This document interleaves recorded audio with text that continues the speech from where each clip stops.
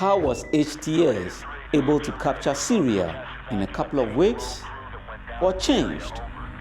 What factors led to the quick downfall of Assad? A short analysis. For decades, Assad's family had ruled over the Syrian people with brute force.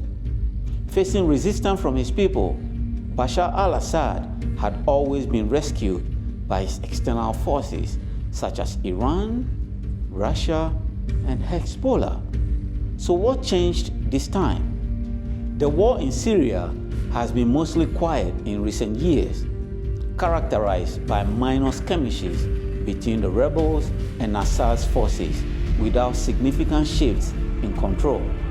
However, the rebels recently exploited a moment of vulnerability as Assad's main supporters were distracted by other wars. Since 2022, Russia's ongoing conflict in Ukraine has consumed significant manpower and resources. Unlike the 2014 intervention in Syria to support Assad, Putin's focus, along with most of Russia's military assets, including jets, troops, and mercenaries, is now directed towards Ukraine. Meanwhile, Iran's capabilities have been severely limited by its intensified conflict with Israel over the past year.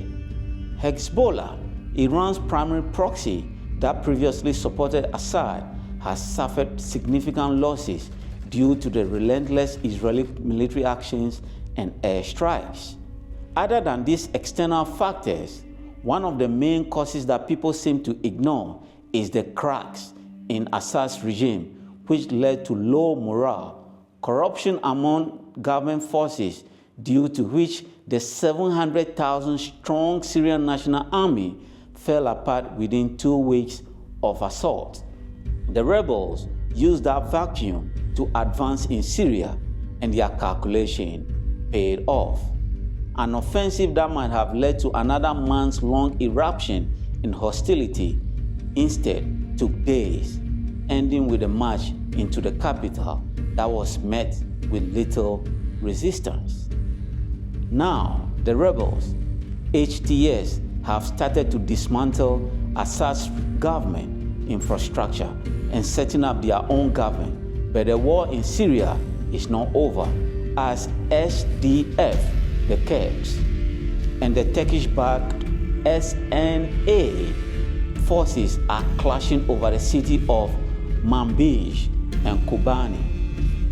Large demonstrations by the people of Deir ez-Zor now demanding that the SDF forces withdraw from the city and allow the opposition factions to enter it.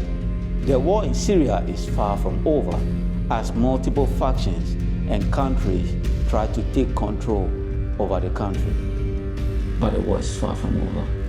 The GCC won't be able to help it. America still controls the oil in Syria. Turkey controls the southern part. The northern part is controlled by the Kurds.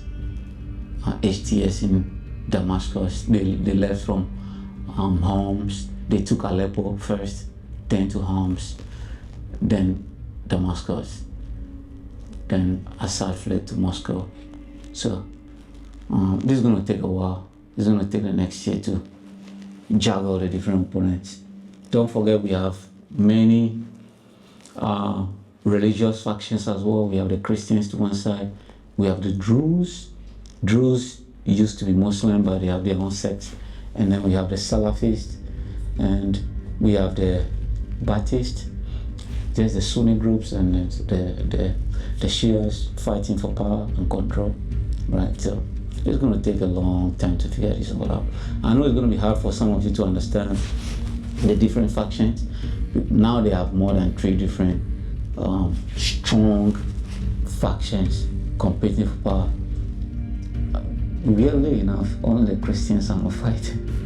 That's crazy, you know.